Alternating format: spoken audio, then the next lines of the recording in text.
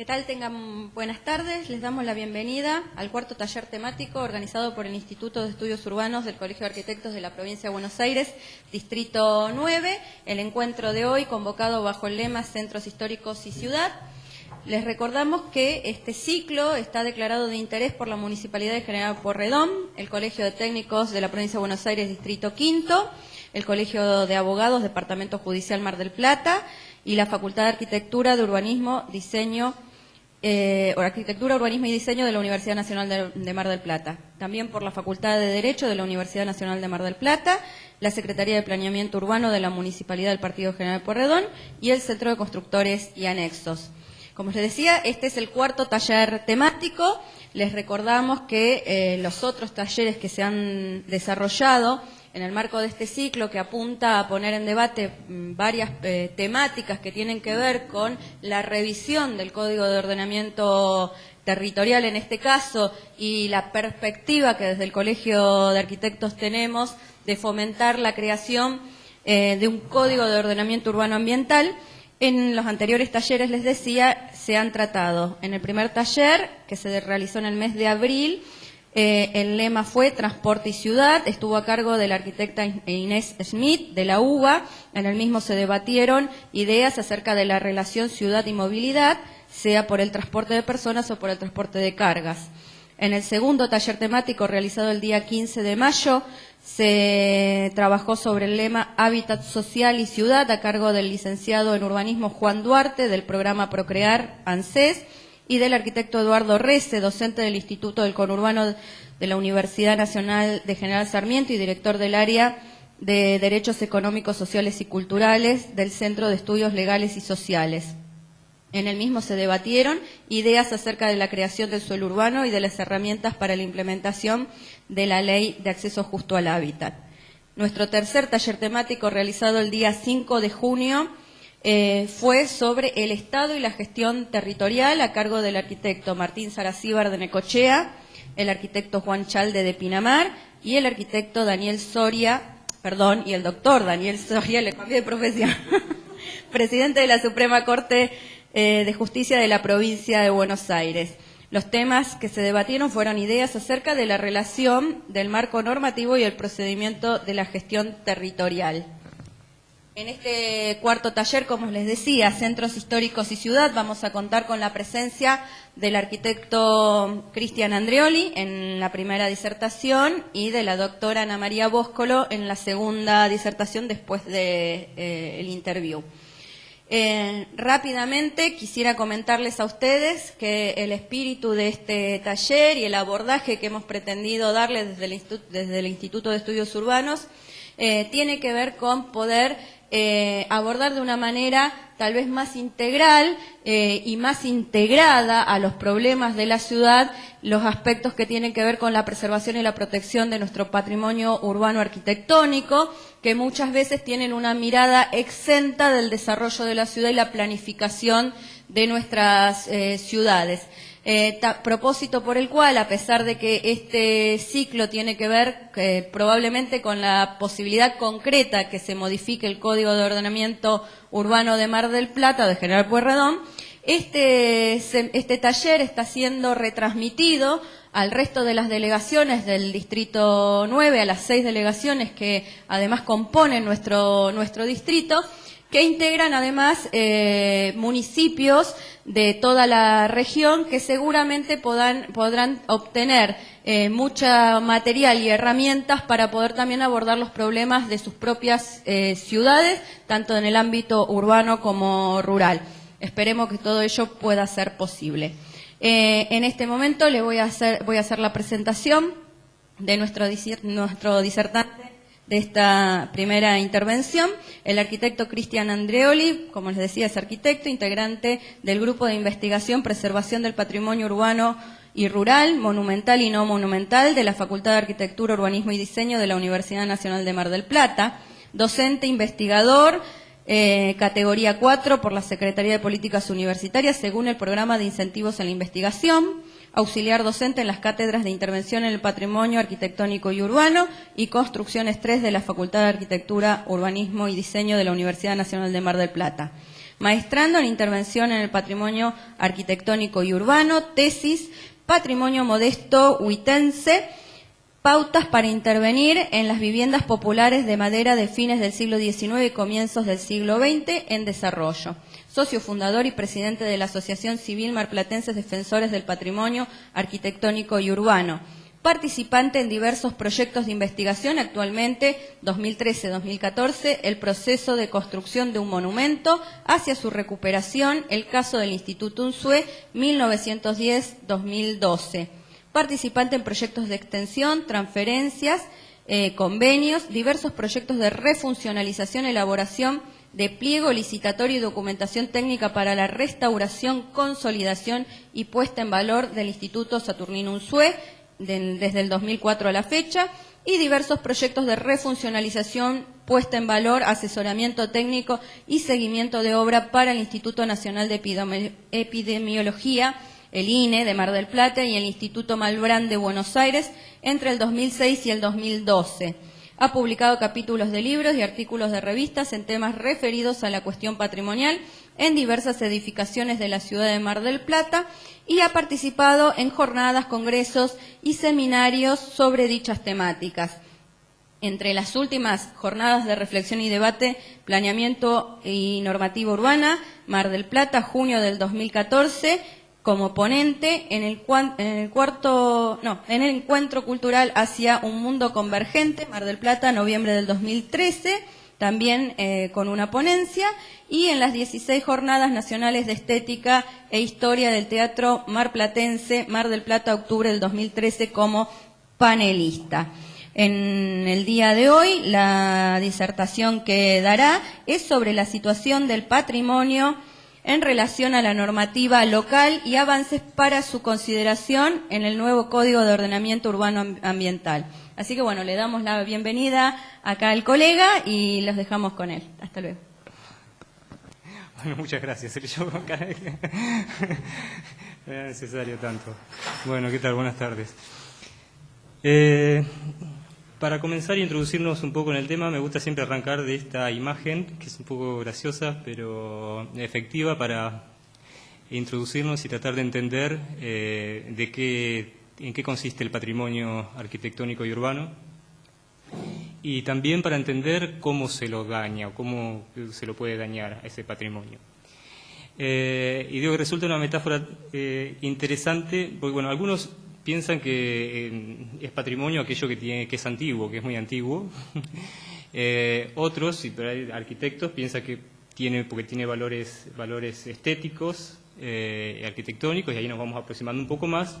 Pero bueno, es mucho más que eso el patrimonio, tiene una gran cantidad de valores por los cuales uno puede reconocerles y que merecen entonces entrar en esa categoría de bien patrimonial.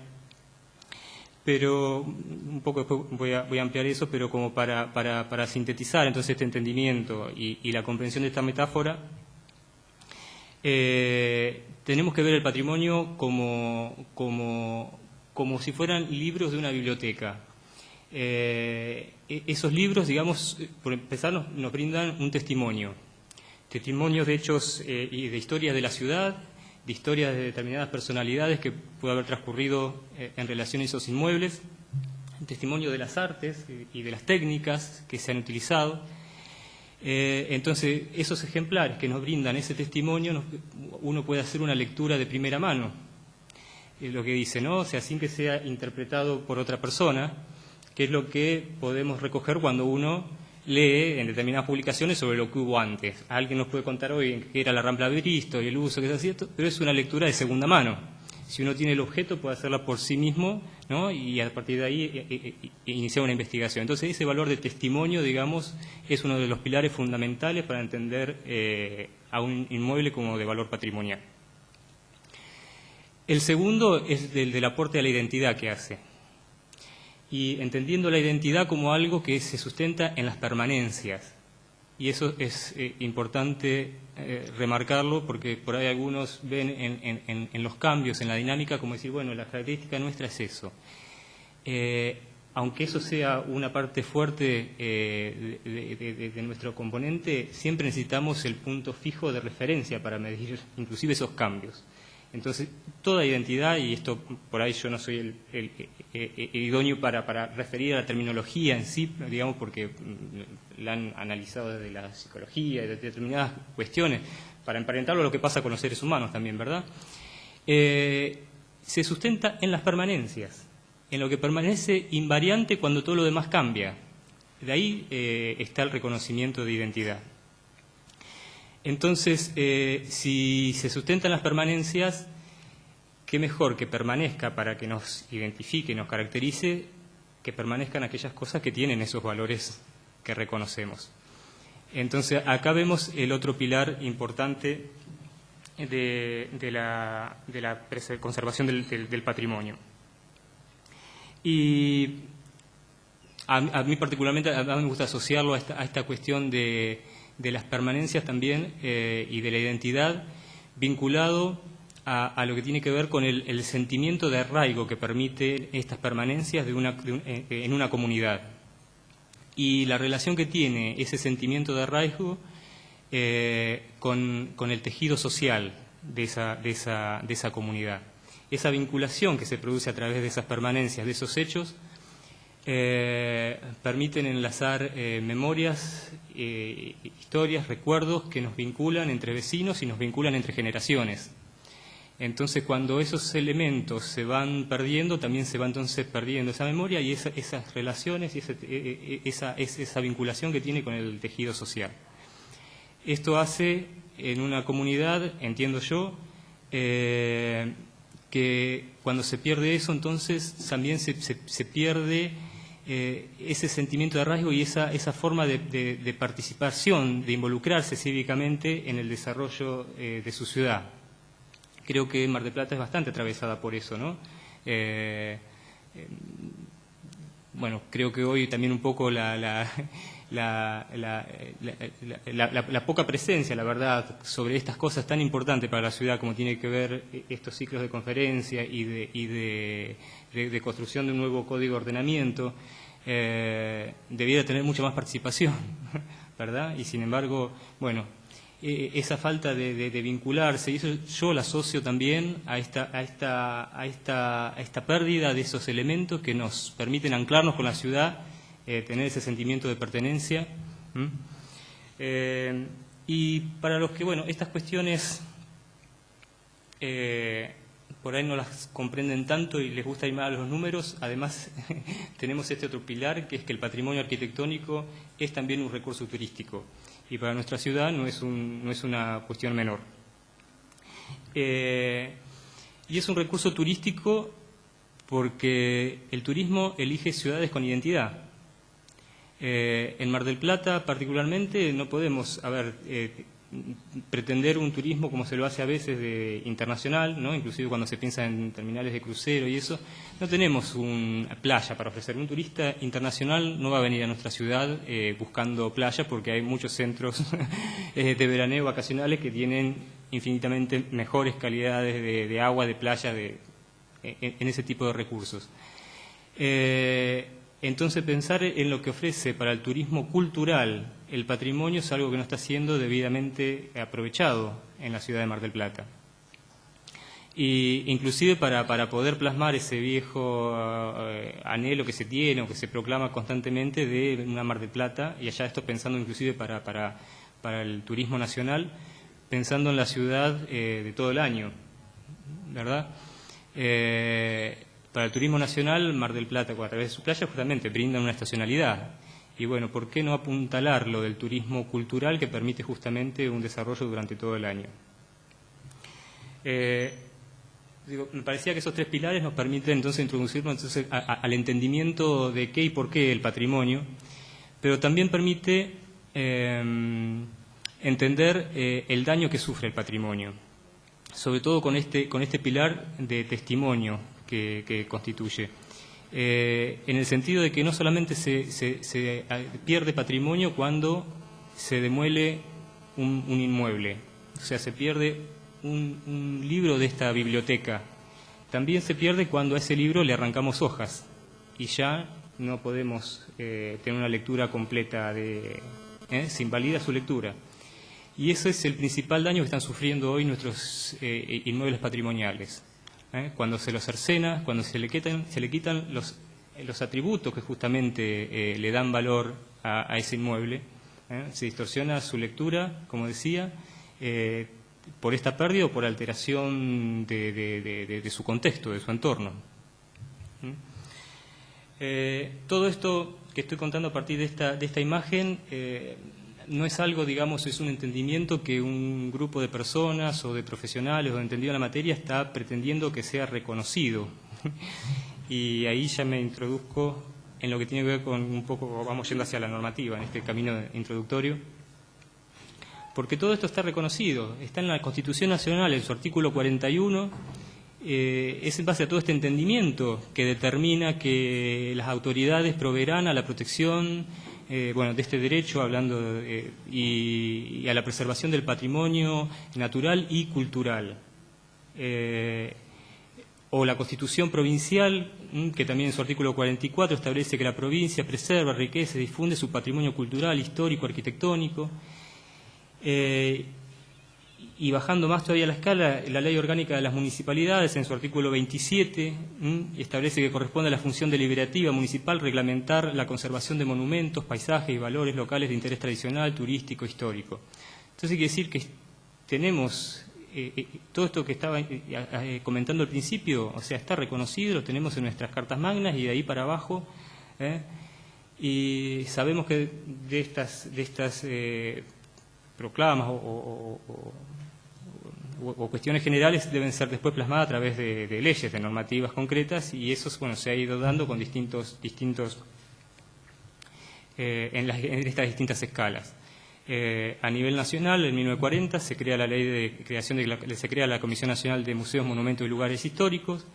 A nivel provincial, en el 86, la Comisión Provincial de Patrimonio Cultural, que después es incorporada en el 2003, cuando se reestructura, pasa a depender del Instituto Cultural de la provincia.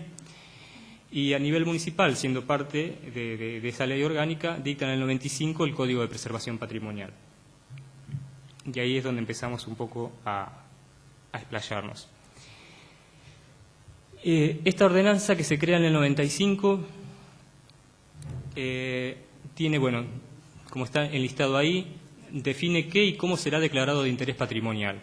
Empieza a establecer pautas claras. Hasta ese momento, antes del 95, había determinados listados que iba reconociendo determinados inmuebles del municipio, pero listados creados por pareceres de alguien, no había un sustento metodológico para proceder a esa declaratoria, ni ningún marco regulatorio que dijera qué hacemos con eso. O sea, era una mera declaratoria de reconocimiento, nada más, no de protección. A partir del 95, entonces, como digo, se define entonces cómo va a ser evaluado un inmueble. Se establecen los campos de valoración. Dentro de esos campos se definen las variables. Los campos, para los que no están entendiendo la materia, son tres, básicamente: el histórico simbólico, el arquitectónico artístico y el paisajístico ambiental.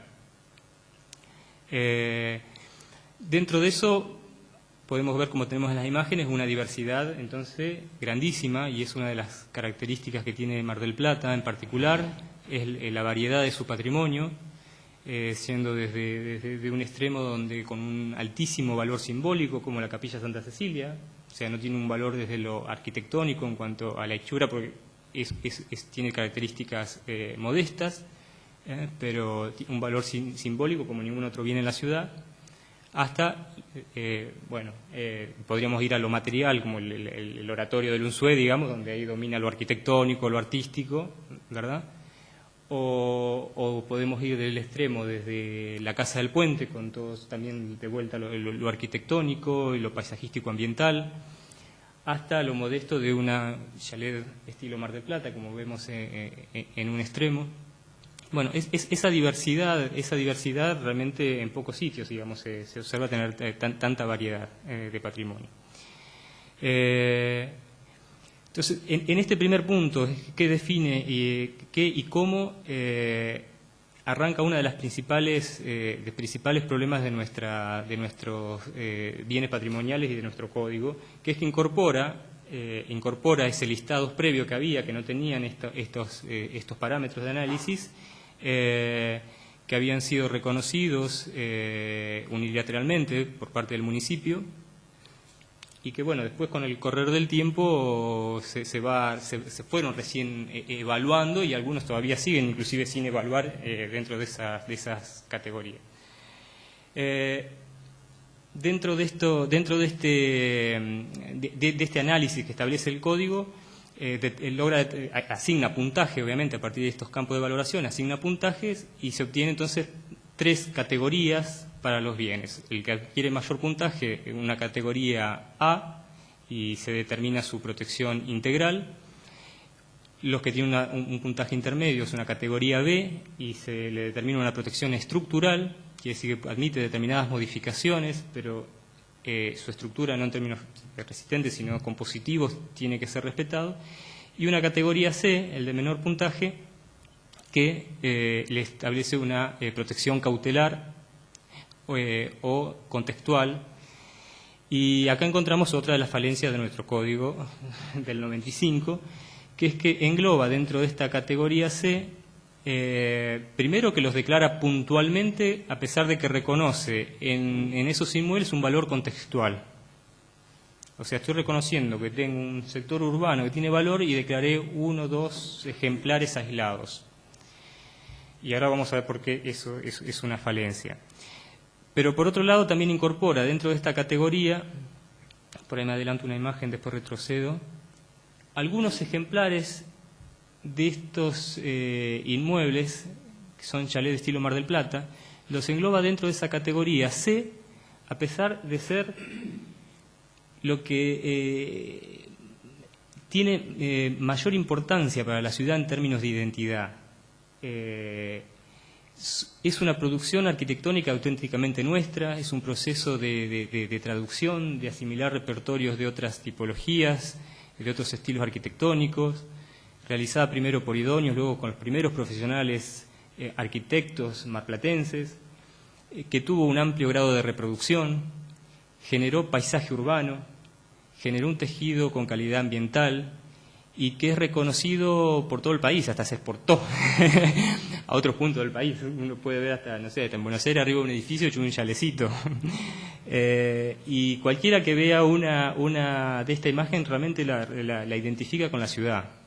Tiene componentes específicos, tiene un periodo de producción específica, una condensación de elementos, la piedra Mar del Plata obviamente infaltable, y a pesar de todo ese valor que tiene, no recibió un encuadre adecuado.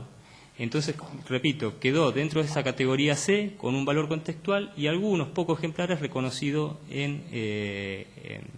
puntualmente, sin el tejido que lo acompaña u otros ejemplares que conforman ese mismo tejido.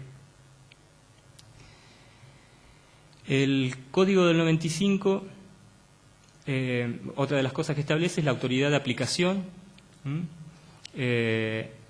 Y esa autoridad de aplicación, para determinar, en ese primer momento estaba conformada, o dependía de, bueno, fue cambiando varias veces de nombre, dependía del ente de educación y cultura, en primer momento, y de desarrollo urbano y medio ambiente. Y está marcado en amarillo porque fue una de las cosas que más fue cambiando en el tiempo,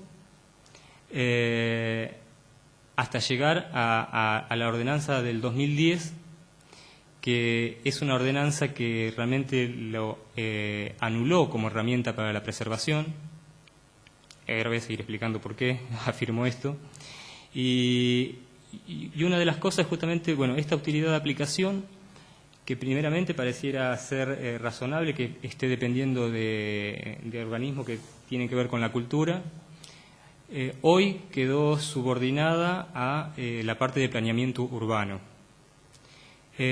Absolutamente, si bien la integran miembros de otras entidades de turismo,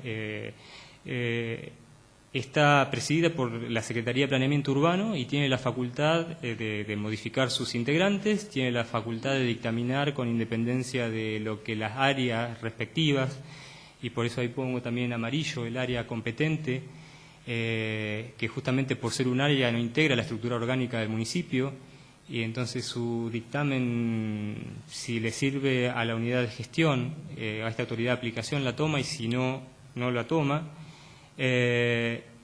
Y también tiene la facultad, a su exclusivo criterio, de convocar a la unidad asesora honorífica, que integran determinadas entidades, que también las dispone el poder político, el Ejecutivo concretamente, a través de un decreto dispone cómo se va a componer esa comisión honorífica asesora, que las entidades que la integran, tenemos el Colegio de Arquitectos, que manda un representante, la Facultad de Arquitectura otro, pero también otra, que digo, parecieran ser las más idóneas para poder opinar en la materia, pero también la integra la Facultad de Derecho, el Colegio de Abogados, la Facultad de Humanidades, creo, por lo de Turismo, la Facultad de Humanidades y el Colegio de Martilleros también, y el Colegio de Martilleros. Y uno dice... Digo, no, pareciera razonable desde el punto de vista de que uno digo, bueno, a ver, hay que ver determinadas complejidades urbanas de la dinámica, pareciera ser medianamente razonable. Lo que hace agua es cuando uno tiene que determinar sobre si realmente reconocer si determinadas cosas tienen estos valores que anunciábamos al principio. ¿Y qué puedes decirnos personas sin desmerecer a nadie? Y ahí voy a partir, ahora voy a mencionar por qué la crítica de la composición. El Colegio de Martilleros, si tiene que determinar cuál es su fin, digamos, o sea, que uno plantea rápidamente, pero no sé que sea medio bruto en la forma de decirlo, pero si lo que interesa es la comercialización de propiedades inmuebles, va a ser mucho más rentable para mi finalidad tener un edificio de propiedad horizontal con 50 unidades para